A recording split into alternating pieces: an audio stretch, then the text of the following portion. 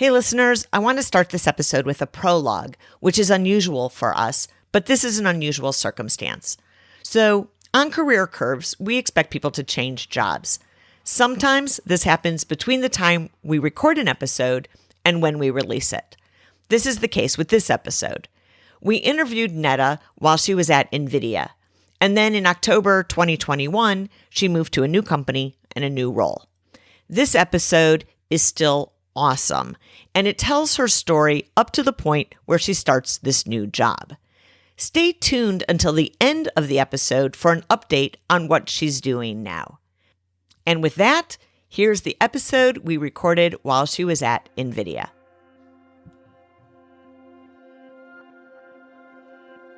How do you build a career in a field that doesn't exist when you're starting out? That's the challenge faced and conquered by our guest on this episode, Dr. Neda Cvijetic, a leader in artificial intelligence and autonomous vehicles at Nvidia. Welcome to Career Curves, where we talk to people who have interesting careers and explore how they got where they are today. I'm your host, Beth Davies, and I am thrilled to have Neda here with me. I met Neda when we were both working at Tesla, and I have to say she is a powerful force. She has a PhD in electrical engineering, has been granted over 20 U.S. patents, and has authored peer-reviewed conference and journal publications, resulting in about 4,000 Google Scholar citations. In addition to working on autonomous vehicles and computer vision at Nvidia, she's founder and CEO of Hautefit, a company that merges fashion with robots and technology. And she's a new mom. Neda is here to tell us how she has combined her interests and her passions to blaze her own trail. Neda, thanks for joining me on Career Curves. Beth, thank you so much for having me. I'd like to start with what you're doing now, and then we'll go back in time and find out how you got here. So your primary job, other than new mom, is at Nvidia, where you're working on autonomous vehicles and computer vision. Can you explain what this means and what it is that you do? Yes, absolutely. So at Nvidia is where I went from engineering into two new areas for me. One is technical product management. So think of this as defining what the product is going to be and then working with the engineers to make it work versus doing the hands-on engineering work as the primary role. And here the responsibilities really change. Sometimes we're in the trenches deciding how the software architecture is going to look, what are going to be the inputs, outputs of the different modules? How are we going to factor the whole stack to achieve a certain goal? A lot of the time we come out with brand new things that result in patents as a result of this exercise because self-driving cars, autonomous vehicles have never been solved before. And then sometimes on other days, it's a little bit different. I do product marketing, which is to take all those insights that we gleaned and send that out into the world, because it's important for us to be very transparent and open and actually help inform people about how these, maneuvers are achieved by a car versus having folks look at it as a black box. And a lot of these functions are achieved by AI, hence even more important to explain folks how this works so that they feel comfortable with the technology. Yes, because you're working on a technology that, frankly, I think a lot of people are afraid of. The idea of an autonomous vehicle, and they think they are going to be safer when they're driving. So how do you sort of respond to that challenge? I think the best way is to quite literally unpack it and take away that black box element and say, here's how it works under the hood. It's a mathematical model modeled after the structure of the brain that takes in data and produces a semantic output, which is quite literally what we as humans do. It's the same. It's just done by a computer. And so by taking folks inside under the hood, by talking to them kind of person to person, taking complex concepts by using plain English language and making this accessible to everyone, I think this is how they feel empowered by that understanding. It's not just seeing an autonomous vehicle do something. Suddenly you understand what it's thinking and why it's doing the things that it's doing, which is a completely different level of, I think, feeling comfortable with something. To a certain extent, it's not that different than when we're interacting with people. If I trust why you're doing what you do, or if I know why you're doing what you do, I'm going to trust you more. And so you're really saying the same thing. If you understand why the technology is doing what it's doing, you're going to trust it more. 100%. What's gratifying to you about this work? I think that it connects a lot of the interests that I had throughout my career, which seem very nonlinear, and we'll get into that in a little bit. But a passion for research, for emerging technologies, a passion for engineering, but also a passion for teaching. I even, at some point, I think in high school, thought about being a journalist. This kind of ties into that too, because you're presenting. And then we'll talk about this too. But in college, I actually worked as a group fitness instructor, which has to do with motivating people. And so in some sense, you're getting folks excited about the technology. So I think that's what's personally gratifying, that in the role, I get to combine all of these things that in earlier points in my career almost seemed disjoint. I happen to know that you have another passion that doesn't quite fit in with all of these ones that you've been able to combine, which is that you also have a passion for fashion. Mm-hmm. And that has led you to create a company. So you're the founder and CEO of Hautefit. Tell us a little bit about what you do for this side project that you have. It's interesting. I've always found that I like things to be you're an engineer and a lot of the times throughout my engineering career, it's been phrased from the outside as or. So you're an engineer, but you can't also be interested in fashion. It's almost like for a true engineer, your interests are focused within that one area. And I think that I wanted to break down those barriers while also creating clothes for myself that have the qualities that I wanted, that are elevated in style, but super comfortable at the same time, that fit well and make me feel confident and empowered, while breaking down the stereotype. I mean, I think that the stereotype is why we saw that hashtag, I look like an engineer, a couple of years ago. It's specifically because of challenging this, you can't be an and, you're an or. Another stereotype along those lines that I've noticed in Silicon Valley is this supposed inverse relationship between IQ and EQ. So you can't be both intelligent in the intellectual sense and emotional sense. I've seen this so many times, people saying that there's an inverse correlation. I disagree. I completely disagree. There is no law of physics that states that. And so in some sense, my passion for breaking down these false barriers, imaginary barriers, and bringing the and into the persona of the engineer is why I feel so passionate about doing this. How does your work with Hautefit play to your strengths? So I talk to my production manager about this sometimes. So she is used to working with fashion designers who typically come at it from traditional design training with a vision. And then the point of friction is how to translate that vision into execution. Whereas I come at it the other way. To me, a pattern is an engineering drawing. So we're literally specifying lengths of edges, curvature, tolerances.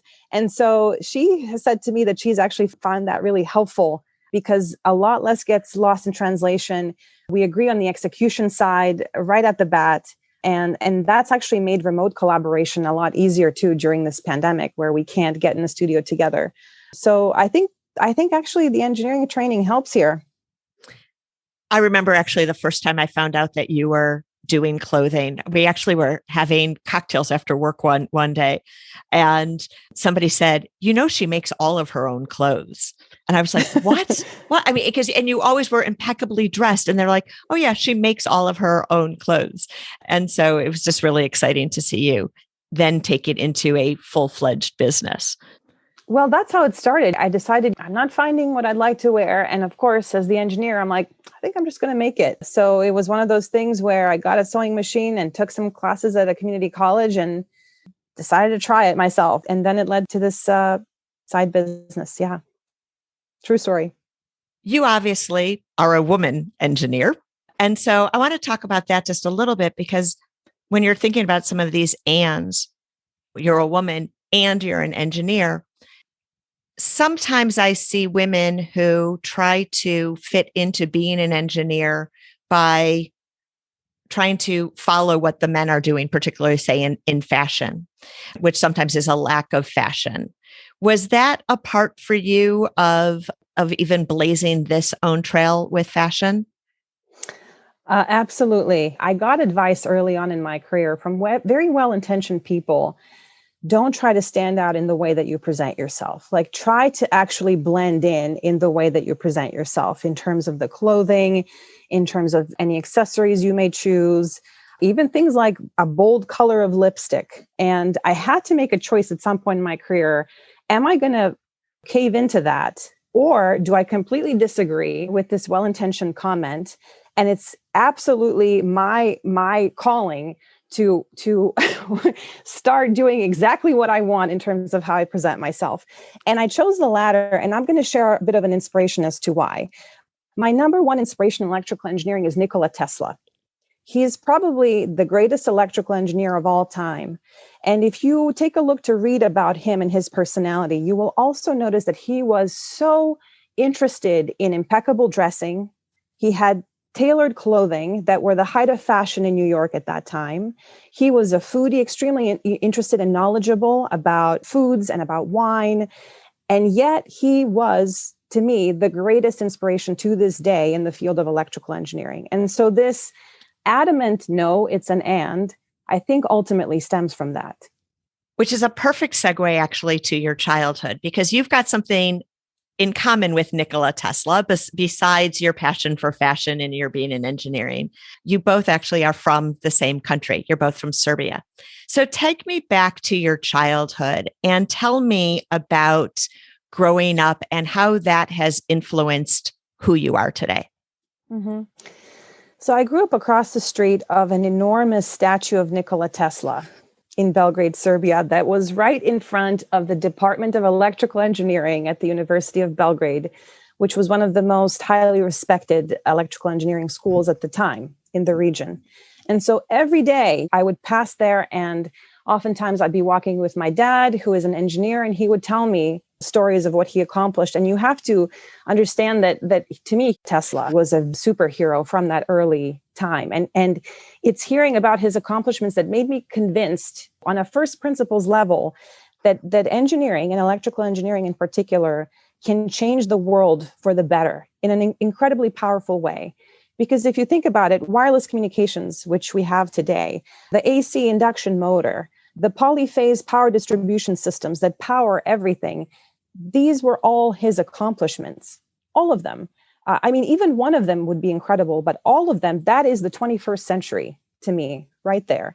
And so I think being inspired by that, I came to look up to this field, this line of work, as something challenging, but something very noble that you can do to make the world better. As a young girl in Serbia, were there messages that this was a field that was open to you, and were you encouraged, or were you getting some other kind of messages about what you should be and what your career should be? So this is very interesting because in Serbia, there was no negative messaging that I felt as a young girl, interestingly enough. And I've heard this talking to other women from Eastern European countries or China, for example. And I'm not sure if it was maybe a consequence of having gone through a period of communism, where in communism, gender equality was a very, very important concept. And so for some reason, it was actually ingrained in the culture that there was absolutely no difference. You want to be an engineer and a scientist as a woman, go for it. And also, I think for me personally, my dad being an electrical engineer, he made sure that we knew, both my sister and I, that we can do whatever we want, including this, and teaching us hands-on what that looks like. That's so exciting and motivating. I was completely unaware of that. Mm-hmm. So as you were getting ready to start college, it sounds like you were already very focused that electrical engineering was what you wanted to do. So tell me about college. Where did you go and what plans were you making for yourself? So you're right. As I was going towards college, based on all these childhood experiences and the classes that I've taken, I was sure that I would do electrical engineering. But an interesting thing happened. I went to a career fair open house in electrical engineering. And there was a professional there working in this field who had a music demo set up where the music signals get digitized without losing integrity of information. This is the Nyquist sampling theorem. It underpins a lot of digital communications, but I didn't know that at the time. And so I walked up, there was a group of guys, this person and me, and I said, "Oh, this looks interesting. What is it?" And he went, I kid you not, "Well, this is a keyboard." Because the musical demo was using a keyboard. And then he proceeded to laugh. And all the guys around me also proceeded to laugh. And that was the first time, in some sense, that I felt, wow, something is not right here. I don't know what just happened. I don't have the words to explain it, but it's not right. And that is, in some sense, at that point, kind of late high school and the beginning of college, that was my first experience in some sense being discouraged.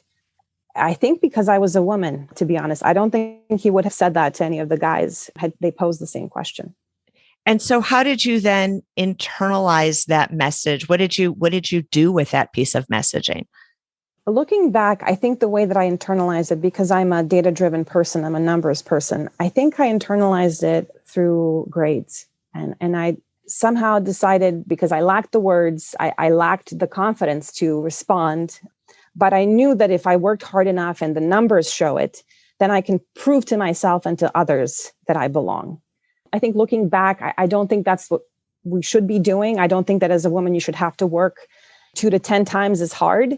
But being perfectly honest, that's how I internalized it at the time. And I could see a lot of people doing that. The idea of, well, I will show you, which Yes. requires that kind of reaction. So now tell me about college. Where did you go and what did you study? Tell me about that experience. Mm-hmm. Yes. So I went to the University of Virginia and I studied electrical engineering with a focus on digital communications. So ironically enough, the subject matter of that demo. So I will show you. How did you choose a university in the US? And what was that for you of having grown up in Serbia and then coming to the US? Mm-hmm.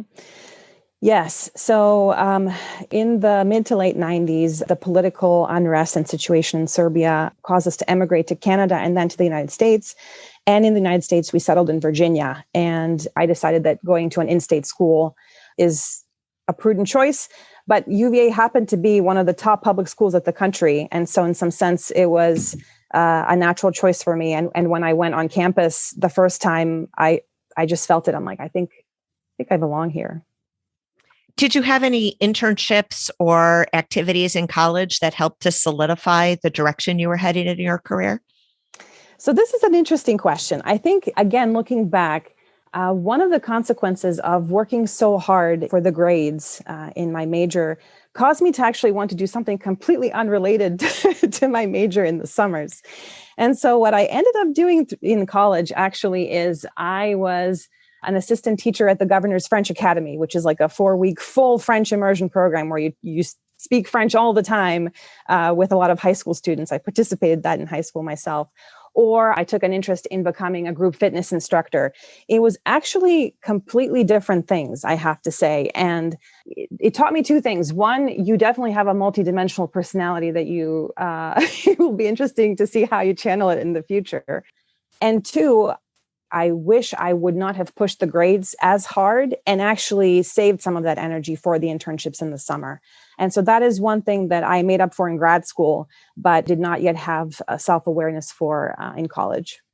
Was there anybody who was saying to you, all right, so Neda, it's great that you've got these hobbies around foreign language or you've got these hobbies around fitness, but you should be more productive with your summers. You actually should be working in engineering.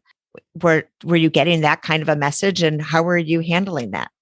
I think because I was a strong student, I didn't get too much of that type of messaging, but it did come internally for me about third year, that third summer, where I decided that for myself. And what I decided to do is get involved in undergraduate research. I thought to myself, well, you're a great student. Why don't you do some research and see if grad school is for you? And so that was kind of the turning point for me. So maybe halfway, that second half of college, I decided to get involved in undergrad research. And that kind of naturally led to writing my first research thesis as an undergraduate, which then progressed into grad school. What made you ultimately decide that, yes, you were going to go to grad school? One thing I noticed as a student in engineering school is that I didn't love the way that teaching of engineering was being done at a research institution. It was almost like an afterthought. And I think that was a disservice to a lot of interested students. And that's where I got the passion in really putting a lot of effort and intent into making this subject matter clear, putting an effort into clarity. I saw the impact that that can have. And that, in addition to the emphasis on, the academic performance, the grades and things, made me think maybe I'm well cut out to be a professor, since I have walked this academic path as a student. I have a passion for sharing this with clarity with others. I think this might be the right path for me. And then I pursued graduate school to make that happen, to be a professor. So I got it. So even though I know you in the business world, that wasn't your initial plan. You really were going after the PhD to become a professor. That's exactly right. And in fact, during my PhD, in addition to my research, I signed up for a 2-year program called Tomorrow's Professor Today, where we did things like create syllabi, practice your teaching persona, all of these kind of backstage skills needed to be an effective professor. 2 years of this training in addition to all the PhD work. So yes, that's right. Tell me about the experience of getting your PhD. I have heard that it can be quite a grueling experience. What was it like for you? It is a grueling experience. It's a commitment. I have to say, this sounds a little bit brutal, but I have to compare it to kind of getting kicked in the face 10 times and getting up the 11th time and succeeding. And this is even if you have a very healthy relationship with your advisor and your research is progressing well, simply because it's incredibly hard discovering something new in a field, coming to the point where you're at the crest of the knowledge in that field, and now you're making an original contribution. That is incredibly difficult. And for this reason, I have tremendous respect for anybody who chooses to pursue this path. It is not a path of self-gratification, let's say. It requires a lot of sacrifice, a lot of effort. And so I think that commitment is the key word here, but it teaches resilience also. Did you have any moments where you thought maybe I'm going to stop and not pursue the PhD? So drop out? I think that what was very healthy in my case is that I had a super positive rapport with my mentor, with my PhD advisor. And we were able to also set up a collaboration with industry that helped us do experimental verifications using industrial equipment that was too expensive to purchase by the lab.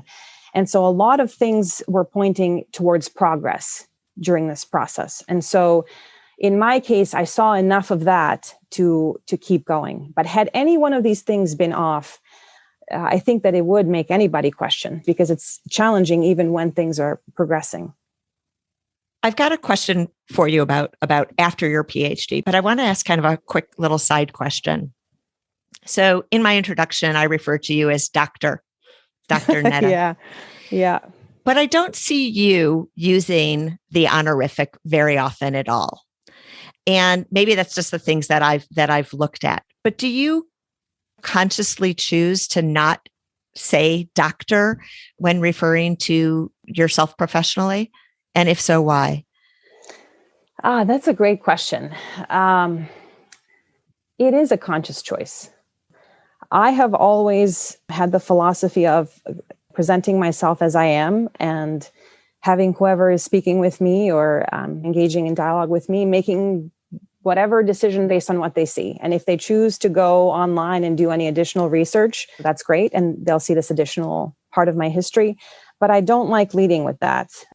I think that it can be sometimes a little bit intimidating to lead with something like that. But I am proud of that. I will say that. I'm definitely proud of my PhD. And I remember being in rooms, for example, of 300 people giving a presentation, and you're so well trained, you're like an Olympic athlete, that there's literally no question this person can ask you about your field that you can't answer. And so in some sense, I do feel very proud of that experience and the skills that it's taught me. But I just feel like I don't wish to lead with that when meeting somebody new. So don't want it to become a barrier. Yeah, but that's right. Got it. But yes, you should be really quite proud of it. So you mentioned that your plan was to become a professor. And when you finished getting your PhD, my understanding is you actually were in your ands doing more than one thing, so that you were doing both professor, so you adjunct professor at Columbia, but that you also took a job at NEC as a senior researcher. So tell me what was going on for you post finishing your PhD and why you were in these and worlds. Mm-hmm. That was a very interesting time. I finished my PhD coming up on the summer of 2008. And as you recall, that was the beginning of the greatest financial crisis in the United States since the Great Depression. And so suddenly my plans of being a professor at a research institution were met with my resume competing with 400 other resumes of folks who had industrial experience, who had postdocs, who had more than one postdoc. And it was a completely different ballgame. And so what ended up happening is that I was able to get a research position at NEC Labs. I also got an offer to be a professor at a small teaching college in Seattle, and I'll always think of them fondly. And I decided to go with NEC simply because I wasn't ready to give up the research part of the job. But through networking at NEC hosted professors from local universities, whether it was Columbia, whether it was Princeton. I ended up having a coffee chat with one of the professors from Columbia after their presentation at NEC. They invited me to give a talk at Columbia and then invited me to come on as an adjunct faculty member. And so through networking, I was able to achieve an where one day a week going to Columbia University in the city from my Princeton University research job and teaching students about digital communications became part of my day job. So tell me about your time at NEC as a senior researcher. How did that work lay the foundation for where you are today? So NEC was a research lab. So our deliverables were taking emerging technologies and productizing them, creating intellectual property for the company, and creating publications, peer-reviewed publications at journals, at conferences. So it aligned a lot with my interests, academic interests. And it also taught me to be comfortable with the ambiguity of an emerging technology, to not be daunted by that, to find clarity in ambiguity, if you will, and to do it not just in the area that I first started working on as a PhD student, but across a couple of different fields, because fields change over time. And so whatever we came in with, after school is not necessarily what we're going to be doing 5 years later. That's not going to be the emerging technology anymore. But it teaches you to kind of spot and anticipate what's next based on your experience. I would imagine, too, that some of those kicks that you got while working on your PhD also prepare you for this working on the emerging technologies, that there would probably be some parts that are setbacks, for instance. Is that a true experience? 100%, because what's true, when trying to innovate in one emerging technology will be true in the other.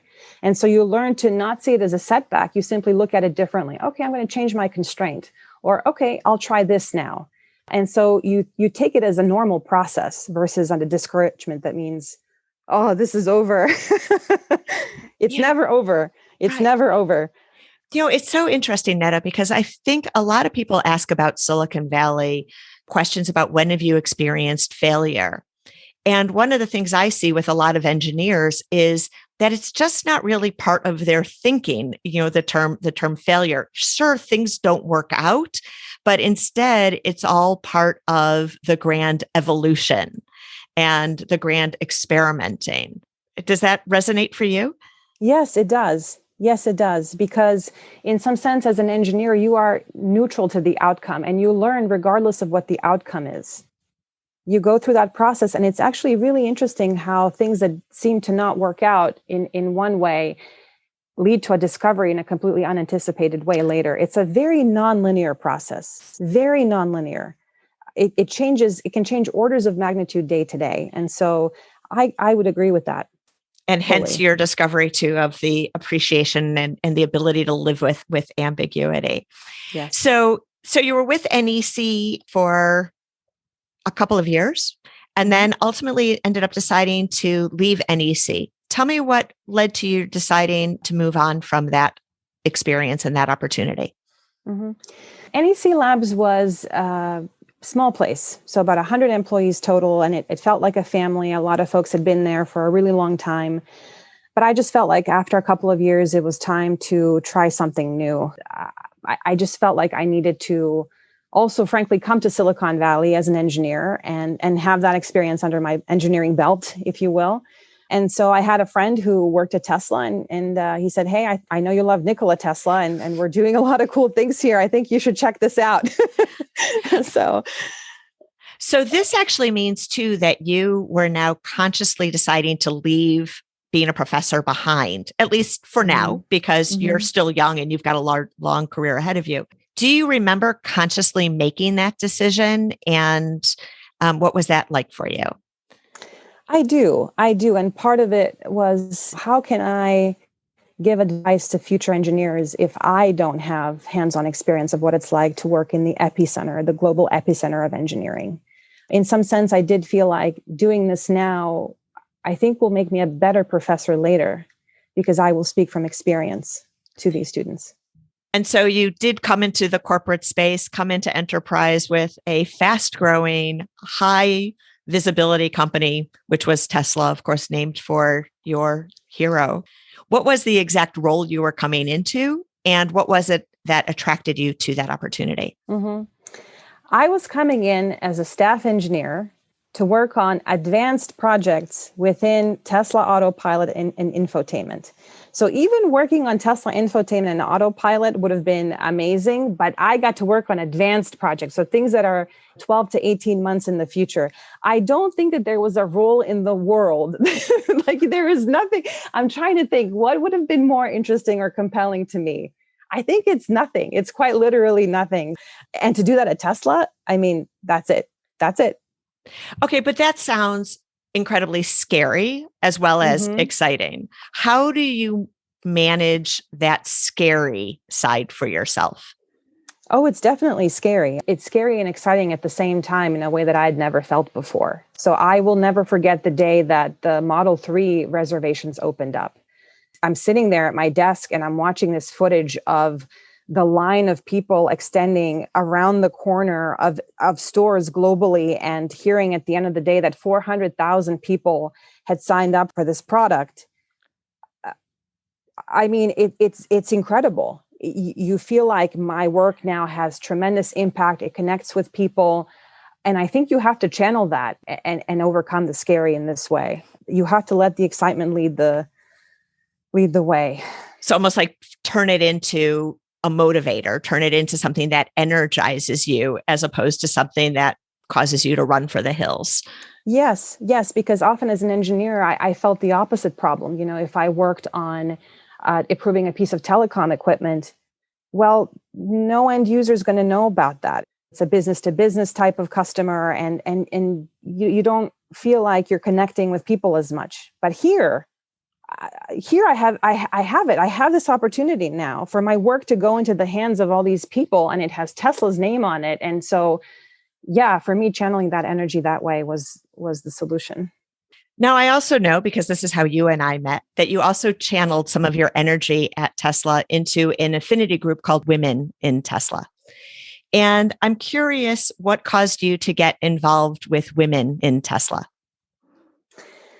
That was an interesting time in Silicon Valley. So it was the time of the Me Too movement, a lot of articles, a lot of blogs written by women working in tech at different companies in the Bay Area were coming out. And I felt that I needed to get involved in doing what I can. I saw that Tesla had a very strong Women in Tesla group. These are some of the most impressive women engineers and scientists that I have ever met in my life. And some of my closest friends now that I've met through work, we still keep in touch and have become a mentorship circle for me. So I think it was a combination of these things. The fact that I wasn't happy with what I was seeing in terms of how women in tech are treated. The fact that now we had these affinity groups that can take action to change things versus just talking about it.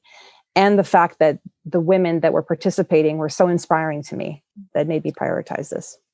If you were giving advice to other women engineers, would being involved in an affinity group be on the list of advice that you would give them, and why? Yes, I think so. And why is there have been studies done, I think, by both the Harvard Business Review and the National Academy of Sciences, that women who have this close-knit circle of women friends are more successful professionally, because in that circle, mentorship circle, I'm calling it, you feel comfortable exchanging compensation information. You have a shared network. You have access to opportunities. You have concrete action-oriented and experience-driven advice on how to handle various situations that nobody teaches you how to handle, from email to tough conversations.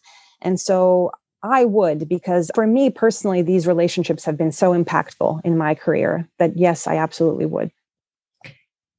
So after a few years, you ended up leaving Tesla and going to Nvidia, where you are now. How did you find this opportunity and what excited you about joining Nvidia? Well, I was exposed to NVIDIA through the GTC conference, the GPU Technology Conference. This is something that they were doing for years in the Bay Area. And I loved both the technology that was being presented. I loved the way that they organized the conference. And it was through a friend again. So in the second half of my career, I guess after grad school is when the networking aspect really played a big role in making these transitions from one company to another. So it was again through a friend of mine that I connected and then decided to make the move ultimately. Earlier, you mentioned that going to NVIDIA actually had you step into a product role for the first time. Tell me about that shift. How is this kind of role different than engineering roles that you had had before? This is a fascinating shift.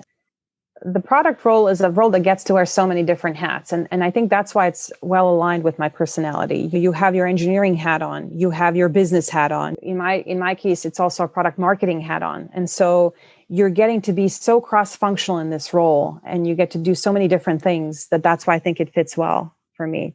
So as you were moving from a company like Tesla into another big company like Nvidia, what were you finding was different about, say, company cultures and how that was then contributing to the work that you were doing in your experiences? That's really interesting. For me, up until that point, up until coming to NVIDIA, I realized that I'd worked in startups my entire career. So NEC Labs was basically a startup within NEC that was meant to innovate and then transition R&D into product for the bigger NEC in Japan. Tesla definitely operated like a startup, definitely, bottoms up, shortest path communication, all of these things that I actually really like and I think achieve great results. And then you come into NVIDIA and it's also a big company. It's very global. And I participated in some events and some panels where they asked me, well, what is the corporate, response to this? And I was like, corporate. So it was kind of coming to terms with the fact that you do want to operate like a startup, but you do also need to be mindful that a company is big and global. You need to also figure your way out in terms of managing processes and balancing these two things, kind of the corporate culture side and the startup culture side. So keeping the innovation going while also navigating the requirements of being a big corporate company. One of the things that you did inside of this big corporate company, though, is that you actually started something, which I think is pretty interesting, right? So this idea of Drive Labs. Tell me about Drive Labs, what it is and what it is that you started inside of NVIDIA. Yes. So coming back to what we talked about earlier, we noticed that a lot of the content that's coming out regarding AI or self-driving cars is a little bit it doesn't provide a lot of commentary about how this technology works. And so we decided we would do the opposite. So we would actually take you inside of the mind of the machine and explain exactly what we're building and how it works. And we started a series of YouTube videos called Drive Labs, along with blogs that do literally just that. What's been interesting is that since then, this content has been used for everything from recruiting to training our field teams. I heard a Bloomberg analyst say recently that it's also used by Wall Street to analyze what we do in the autonomous vehicle space. And so it's been a really interesting way to combine these startup-y academic type skills because it's called Drive Labs, even within a big company. So, well, yeah. And then, like you said, too, you got to combine some of the other speaking and media because you are the on-camera talent for these Drive Labs. And I highly recommend that anybody go to YouTube and watch these. You're terrific in them and they are quite informative. So it's also exciting to see that you've got to combine these interests. Would you say it's been an enriching experience for you to do Drive Labs? Yes, for sure. I mean, let's be honest, that wasn't in the job description at all. I mean, how do you put that in a job description? But but it has been, I've learned a lot. Even during the pandemic, I got to do some episodes at home where I'm learning how to set up the camera and set up the lighting and frame the shot and do audio tests and present myself on camera, which gets back into a little bit in some of the journalist in me from earlier in my life. So I would say that when somebody has a situation where it's off job description, the main question I would ask is, yes, but does it spark joy in some way to you? Are you curious about this? Because if you are, then there might be something there to explore. And I think that was the case here. I think it's so important, Neda, because one of the things I see some people saying is if something isn't in my job description, I'm not going to do it unless you're willing to pay me extra for doing it. And so what advice in general would you have for somebody that is saying, that thing that you want me to do or that thing I'm suggesting isn't part of my job description, therefore I'm not going to spend the time on it? I think that sometimes trying something that's not in our job description is a really good way to get to know ourselves a little bit better and to know, is this a hidden talent or hidden interest that I think I had but didn't know how to channel? Or no, I absolutely know that I don't want to do this ever again. So I've had situations with both. And what I would say is that again, that sparking of joy moment, are you somehow discovering a part of yourself in a way that you couldn't have anticipated? Because if so, I think it's a good thing and it could lead to future opportunities. I'm saying this as someone with a bit of a nonlinear career path, obviously. So, well, that's why we do career curves. Yes. We think there's real magic in nonlinear career paths. One thing I'm really curious about, Neda, is how Nvidia looks at the fact that you have this side hustle of Hautefit. So how does your company can think about and look at your having this other job, this other project? Mm-hmm. Yeah, that's really interesting. So when I decided I want to do the clothing design thing, I went to our legal department and I said, look, here's what I'd like to do. What is your guidance? And they said, that is so cool. You want to do fashion design? Do you want to design our Nvidia t-shirt? And I was like, mind blown. They're like, yeah, here's a simple legal agreement. Don't use company computers. Don't do it on company time. But yeah, if you want to also participate in using your skills to help us with stuff that we have in the gear store, let's do it. So it was so inspiring to me to have those multiple dimensions of a personality embraced by your day job, because now you feel like you fit. You're not this square peg trying to force yourself through a round hole. You're literally bringing your whole self into this job. And I think that it actually inspires more loyalty to have a company respond like that, because clearly there was no conflict of interest. Nvidia is not going to get into or haute couture anytime soon. And I don't plan to make, accelerated computing cards. But the positive attitude with which this was met was really great and felt really good. I want to talk to you about work-life balance. Because as you talk about all of these ands, which are quite exciting, they also can become overwhelming. And there's a lot going on. So here you are, you've got Nvidia, you've got Hautefit, and you're a new mom. What is your philosophy or your strategy for work-life balance? Yes. So when I think about this on a first principles level as an engineer now, so why do we ask this question? It's because two resources are constrained, and that's our time and our energy. If these were unconstrained, if they were infinite, we wouldn't need to actually ask this question.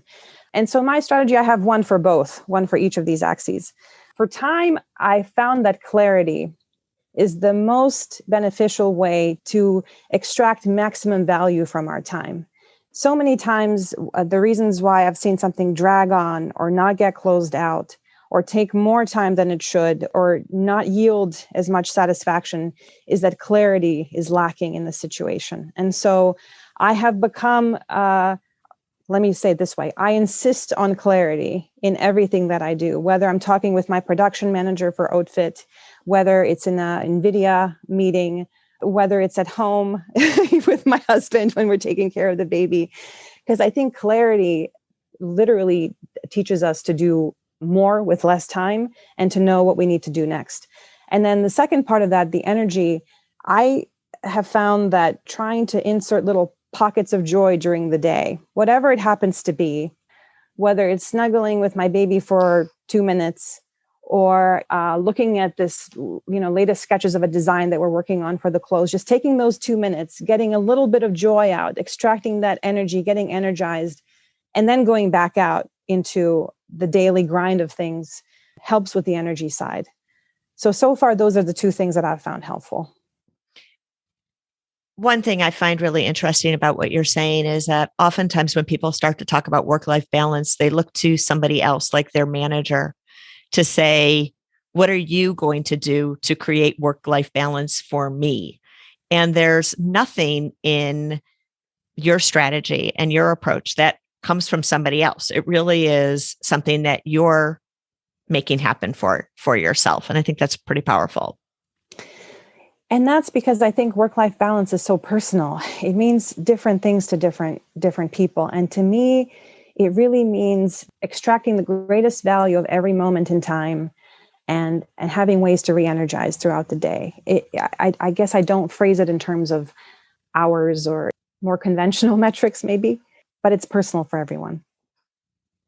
You've spent your career now in these emerging fields.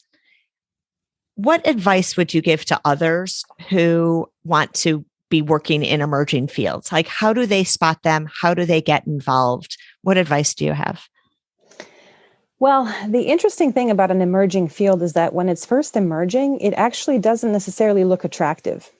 It can look kind of clunky and funny. And, when I think about the early 2000s, 2005, 2006, 2007, self-driving cars or autonomous vehicles, they were in a stage of the DARPA Grand Challenge. These were not elegant looking cars. The cameras were huge. They were expensive. Sensors were not integrated. For the first time trying to get a vehicle to finish point A to point B in the desert. And the first year they did it, the car got lost, like no car finished. It was super, super early. And you look at this and you think, oh, that's promising. It's tempting to kind of look at it that way. So what I would say is that it's really important to do your due diligence versus just kind of listen to press on whether something is emerging or not. Because by the time they say it's emerging, it's kind of already emerged. So do the due diligence and also investigate the chain of technology dependencies. What does that mean? So that means, for example, autonomous vehicles. Yes, but how is this enabled? This is enabled through camera sensors. Okay, what is the status of camera sensor technology? Is it mass manufacturable? At what price point? So you kind of decompose things and you look at what are the underlying technologies that need to be ready for this other technology to be an emerging technology. Are they getting there? Is it too early? And so to do a little bit of due diligence on the dependency chain as well. So everything that you're doing, Neda, is so fascinating. And so thank you for sharing it. I have to acknowledge that you still are early in your career and you've got many years ahead of you. Any thoughts on where you might go and goals for yourself in the years ahead? Mm-hmm. Well, maybe it's a remnant of being in Silicon Valley for the past 5 years or so, but I've gotten to be a lot more passionate about entrepreneurship than I was in earlier stages of my career. When I attended several women in tech conferences a few years ago, I just was naturally drawn to trailblazer panels. And so I think opportunities that include entrepreneurship in the role, whether it's being an entrepreneur in the context of starting a new business within a bigger company or doing like a startup-y job where you're dedicating your time on that. That's the general direction that I feel passionate about for the future, which is interesting. It's like full circle or not full circle. It's been a shift in mindset from earlier in my career. Do you ever think that you might do any kind of teaching, or is that at this point, I've really gone a different path and I'm okay leaving the teaching to others? I've seen folks come back. After a career in the industry and come back into academia as well. So that's the nice thing in some sense of having the PhD. If you want to take that path again, that door remains open. So I will say that that's possible too. We'll never say never on that one. Mm-hmm. So I have just my 4 final questions for you. First one is, what would you say is the smartest career move you ever made, whether accidentally or intentionally? Taking the Tesla job. Why is that? I went from watching that TV show Silicon Valley to experiencing it and living it and gleaning a lot of insights from that and being in some sense on the biggest engineering stage in the world. East Coast is typically thought of as the epicenter of finance, but for engineering and for tech, it's Silicon Valley. And so kind of being an engineer in that environment is something that can maximize impact. If you could have one do-over, what would it be and why? I would worry less about grades because they are not the primary, I don't think I would even say secondary indicator of success. And I see a lot of kids these days feeling that pressure, feeling that stress early on in life. And I think that they should know that this is actually not the primary indicator. I've been there. I've done it. Trust me. And so that would be my one do-over, to worry less about that and use that energy in other things a little bit more. If you could go back to the young Neda and give her a piece of career advice, what would it be? I would say to her, you have good instincts. And so trust them, and don't be afraid. And how do you define success for yourself? Living your truth at work, outside of work, that and financial freedom. Yeah. Those are two wonderful, wonderful measures. So Neda, thank you so much for spending time with me today. I have loved our conversation and I look forward to watching you in the years ahead because I know that you are going to continue to do interesting things and just make some really exciting things happen. So thank you so much for being with me. Thank you so much for this conversation, Beth, and thank you for having me. And now for that epilogue that I promised at the beginning of this episode. Since our interview, Neda moved into a new role. She's now Senior Vice President, Head of Artificial Intelligence at Stellantis. She will be leading the AI software team to create breakthrough capabilities for all Stellantis brands, including Chrysler, Jeep, Dodge, Fiat, Maserati, Alfa Romeo, and more. We are so excited to see Neda grow in her career and look forward to watching her and her team do amazing things. I'm sure you noticed during the episode that Neda talked about a lot of cool things, from her clothing line, Hautefit, to the Drive Lab videos she made while at Nvidia. We've placed links to these and more on our website, careercurves.com. That's it for this episode. As always, thanks for listening.